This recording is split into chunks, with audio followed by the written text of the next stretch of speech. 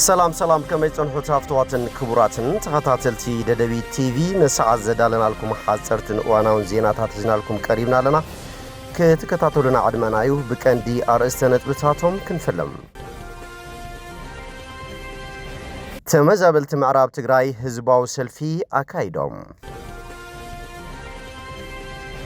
ቢሮ ፋይናንስ ትግራይ ንጉዳት ኩናት መሐከም ዝውዕል 6.4 ቢሊዮን ብር ክእክብ ከም ዝተለመ ገሊጹ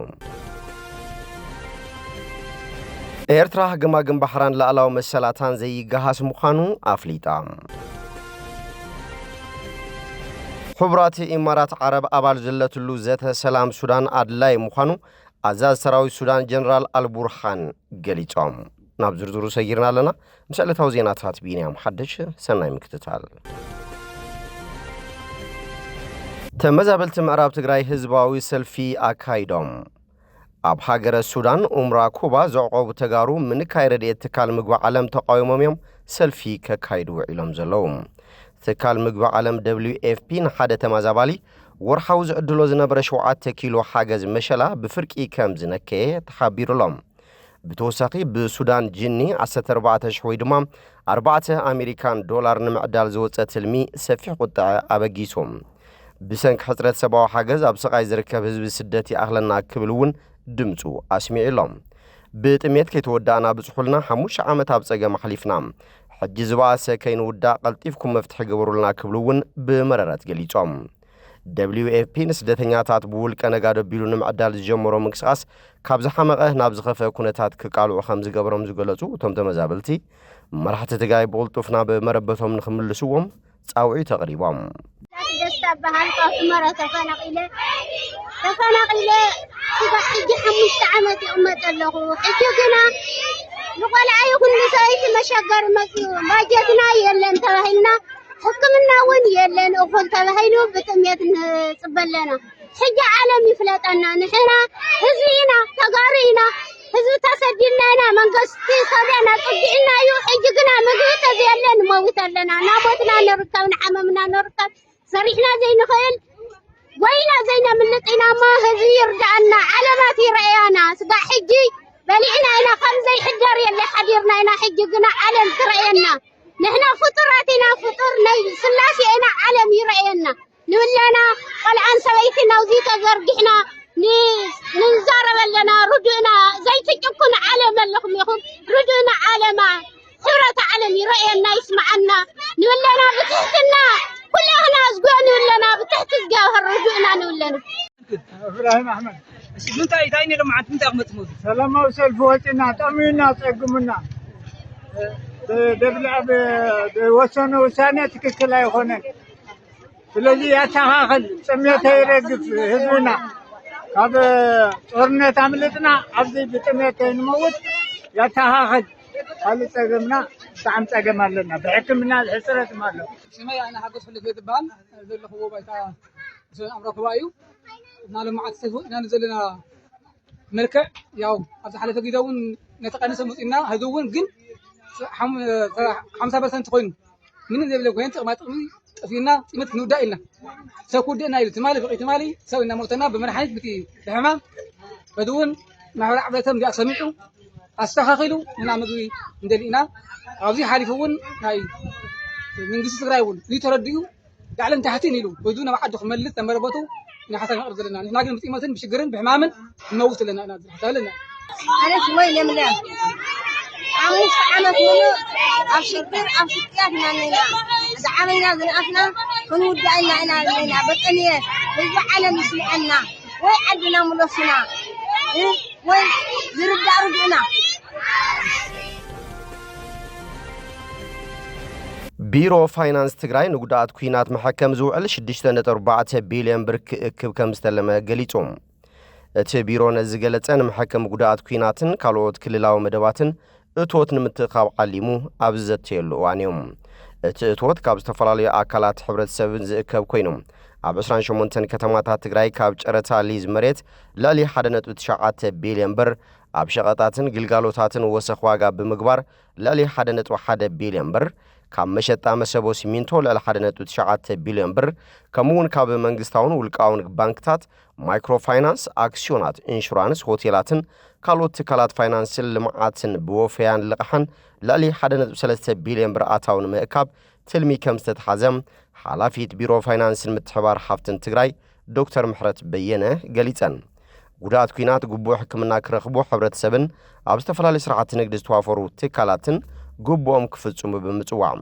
መንግስቲ ንውጽኢታውነት ዝወጸ ትልሚ ኣድላይ ሓገዝ ከም ዝገብር ፕሬዝዳንት ግዚያዊ ምሕዳር ትግራይ ታደሰ ወረደ ገሊጾም ሓርበኛታት ሕክምና ክረኽቡ ምስ ዝተፈላለዩ ኣካላት ብምትሕባር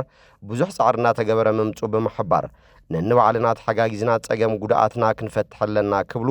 ምክትል ፕሬዝዳንት አማኑኤል አሰፋ ተላብዮም ነዚ መደብ ዝመርሕ ኣብ ትሕቲኡ 4 ንኡሳን ኮሚቴታት ዝሓዘ ዓብይ ኮሚቴ ከም ዝህልዎን ብምክትል ፕሬዝዳንት አማኑኤል አሰፋ ከም ዝምራሕን ዶክተር ምሕረት ኣብርሄን ኤርትራ ገማግም ባሕራን ላዕላዊ መሰላታን ዘይገሃስ ምዃኑ ኣፍሊጣ ኤርትራ ኢትዮጵያ ቀጥታዊ ተበጻሕነት ቀይሕ ባሕርን ክህልዋ ደጋጊማን ብዝተፈላለየ ተኽታኹ መግለጽታትን ትረኻታትን ትገብሮን ዘላ ፈተነታት ብምንጻግ ነቲ ነዊሕ ዝጸንሐ ህርፋን ምስፍፋሕ ብሓድሽ ዲፕሎማስያዊ ትረኻን ምብርባሩ ትፍትናላ ብምባል ከሲሳ ኣብቲ ብመገዲ ክፍሊ መጽናዕትን ሓበሬታን ሚኒስትሪ ጉዳያት ወጻኢ ዝወጸ ዝርዝራውን ተሪርን መግለጺ ኢትዮጵያ ንባሕሪ ላዕላዊ ተበጻሕነት ኣፍ ደገ ባሕሪ ንክህልዋ ትገብሮ ዘላ ወፍሪ ነቲ ዝጸንሐ ጂኦፖለቲካዊ ድሌታት ከም ዞባዊ ኣድላይነታት ከም ዘለዎም ሲልካ ንምቕራቡ ኮነልካ ዝግበር ፈተነ ምዃኑ ኣተሓሳሲቦም በዚ ድማ ኣዲስ ኣበባ ተቕርቦ ዘላ ባህላ ኣብ ቁጥዋውን ጸጥታውን ትረኻ ከም ዝተኣሳሰር ንምምሳል ትጽዕር እኳ እንተላ እቲ መሰረታዊ ኣጀንዳ ግን ኣይተቐየረን ክብል እቲ መግለጺ ይመጉት ብተወሳኺ ሚኒስትሪ ጉዳያት ወጻኢ ኤርትራ እዚያ ውሽጢ ኢትዮጵያ ካብኡ ሰጊሩ ድማ ዞባዊ መድረኻት እናንሃረ ዝኸይድ ዘሎ ክትዕ ልሂቃን ኢትዮጵያ እቲ ሃገራዊ ጥሙሕ ከም ዘይተርፍ ስትራቴጂያዊ ግዴታ ገይሮም ከቕርቡ ዝፍትንሉ ዘለዉ ዓሚቕ ቁልውላዊ ትረኻ ዘንጸባርቕ ምዃኑ ይገልጽ ሰበስልጣን ኢትዮጵያ ነቲ ኣብ መንጎ ጎረባብቲ ሃገራት ዝህሉ ዝምድናታት ዘመሓድር ምስሩት ሕግጋትን ውዕላትን ንጎኒ ገዲፎም በብቑሩብ ንመልክዕን ዶባዊ ግዝኣታትን ብምቕያር ወይ ንእሽተይ ላዕላዊ መስኮት ባሕሪ ክግብቱ ክተኻትኹ ጸኒሖም ኣለዉ ክብል እቲ መግለጺ ይወቅስ ኢትዮጵያ ኣብዚ ዝሓለፈ 2 ዓመታት ብፍላይ ካብ ቀዳማይ ሚኒስትር ኣብይ ኣሕመድ ኣትሒዝካ ዝተፈላለዩ ሚኒስትራት ወታደራዊ ኣዘዝቲ ኣምባሳደራትን ፖለቲከኛታትን ንዋንነት ኣፍ ደገ ባሕሪ ዝምልከት ብዝተፈላለዩ ግን ድማ ናብ ሓደ ዕላማ ዝቐንዐ መግለጽታት ከስምዑ ከም ጸንሑ ዝፍለጥ እዮም እዚ ድማ ኤርትራ ናጽነት ኣብ ዝረኸበትሉ እዋን ኣብ ምቁጽጻር ወደባት ጌጋ ፈጺማ እያ ብምባል ጉዳይ ቀይሕ ባሕሪ ዳግም ክለዓል ኣለዎ ዝብል ምጉት ከቃልሑ ይስምዑ ኣለዉ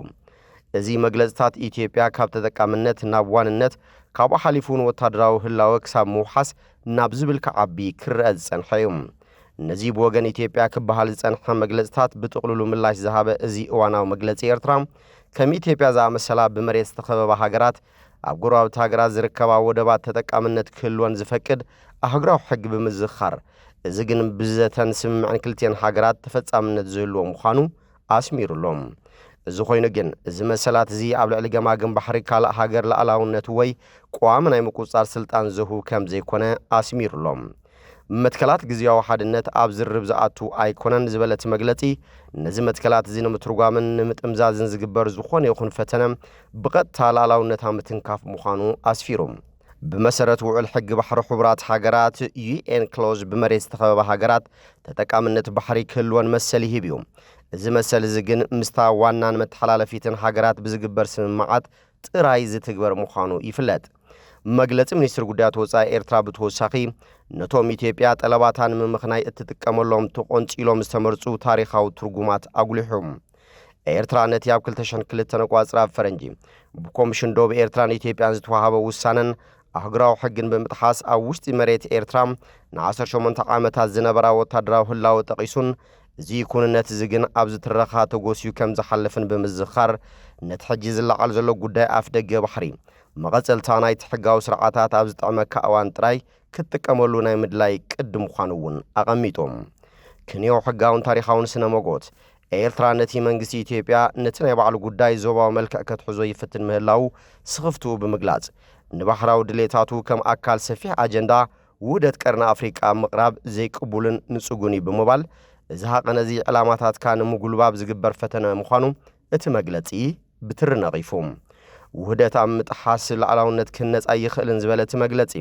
ከምዚ ዝኣመሰለ ትረኻታት ነቲ ድሮ ብስእነት ውሕስነት ቁጥባውን ፖለቲካውን ቅልውላዋት ክሕመስ ዝጸንሐ ዞባ ንዝያዳ ሓደጋ ዘይምርጋዕ ዘቃልዕ ምዃኑ ኣጠንቂቖም ሚኒስትር ጉዳያት ወጻኢ ኢትዮጵያ ዶክተር ጌዲዮን ጢሞቴዎስ ኣብ ዝሓለፈ ሰሙን ሆርን ሪቪውን ዩኒቨርሲቲ አዲስ አበባን ብሓባር ኣብ ዘዳለውዎ መድረኽ ቀዳምነታት ፖሊስ ጉዳያት ወጻኢ ኢትዮጵያ ዘርዘረት ሚኒስትር ሃገሩ ሰላም ርግጋዕን ዞባዊ ምትሕግጋዝን ንምድንፋዕ ውፊት ምዃና ገሊጹ ምንባሩ ይዝከር እቲ ሚኒስትር ብተወሳኺ ኢትዮጵያ ኣብ ሓበራዊ ልምዓታዊ ዓቕምን ሓበራዊ ዕጫ ህዝብታት ቀርና ኣፍሪቃን ዝተሰረተ ራእይ ዞባዊ ቁጣዊ ውህደት ከም ዘለዋ ብምግላጽ ኣብ መንጎ ጎረባብቲ ሃገራት ዝግበር ዘተን ሕድሕዳዊ ምርድዳእን ሓበራዊ ብድሆታት ንምፍታሕን ውሑስ ዕብየት ንምስጓምን እምብዛ ኣገዳሲ ምዃኑ ኣስሚሩሎም እዚ እዋናዊ መግለጺ ሚኒስትር ጉዳያት ወጻኢ ኤርትራ ኣብ መወዳእታ ኤርትራ ኣብ ኣህጉራዊ ስርዓታት ዝተሰረተ ንሓበራዊ ሰላማዊ ምንባርን ዞባዊ ምርግጋዕን ምትሕብባርን ዘለዋ ተወፋይነት ብምርግጋጽ ካብ ዝወጻኢ ግን ኤርትራ ዶባታን ላዕላውነታን ንምክልኻል ጽንዕቲ ምዃና ኣጠንቂቖም ንኢትዮጵያ ድማ ነቲ ብታሪኽን ብሕግን ዝተነጽገ ህርፋን ሕጋውነት ንምልባስ ትገብሮ ዘላ ፈተና ሓዲጋ ነቲ ኣብ ጽኑሕ ዶባ ዝተመርኮሰ ሕጋዊ ስምምዓት ክትክተል ጸዊዕሎም حبرات إمارات عرب أبال زلتلو زت سلام سودان أدلاي مخانو أزاز سراوي سودان جنرال البرهان قليتهم كوينات حد سودان سلامة ومفتح كركب زقرب أمام قبول كوانت خنم حبرات إمارات عرب أبال كوميتيتي بوكوار زفلت مسرح بمخانم نزت سلام عنكفات مخانو أزاز سراوي سودان جنرال عبد الفتاح البرهان قليتهم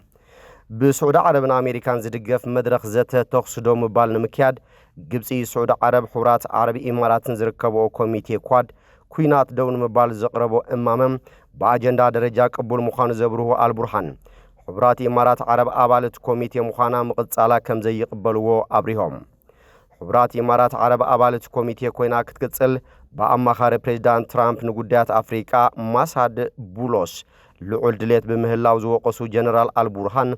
تدليت نزت سلام سودان كم انقفات كم زريو ابريهم حد أبال كوميتي استوى هجرات نناي وعلن إمام السلام نامنج السودان كم زلا أخن توم سندات نن حدهم زواق ومخانو من كم استعذبوا زحبروا البرهان السودان ما أخل زجبر إمام السلام أدلاي مخانو أفليتهم كدمت أكبراون التقصدهم مبال أوجه حد زركوا وحيلتات نزات السلام جداك مأزوزو كم زلا ومن عطوات حسوس دقة فوريروم كابز حزوهم كبابتات كوتو كم زجبان زبروه بريزيدانت لا بيت مخر السودان بحبرات إمارات عرب زقرب السند سمعنت لعلاونة السودان زتحسن إيدا أتاونا زفكر المخان مقلاتهم تبتابز الناشنال يمالخت أبو أمريكا عود الزكايد وراس عرات نقوز سعود عرب محمد بن سلمان بزقرب وحاساب مشرت أمريكا نتقوداي لعلق ولحتام هاباس عيبو كوينات بهزوز دو كبل تسفاتات من بارم زدقسة ايجنسي آنا دولو بقديوم دحرت عودت عب دارفور كوينات مستقاددن سقاي سلامان سبات كم زبرت عن تبتيب لهم سراوي سودان أبغزات كوردوفان زركبا كتماتات باب ناوسان الأوبيدن نمكوزتار وقي يكايد مهلاو زفلته اتماع خان زينام لالي 16 حسابات كبابي قريفهم كسددو مخنيات كوين مهلاو اللاو غيروم مباركس فتواتن كبراتن تخطاتل تدبي تي في نساعد زدالنا لكم زيناتات نزيمي مسلو سلتم كتالكم امسكينا بحالو تساوند راخبه سسناينا عقوم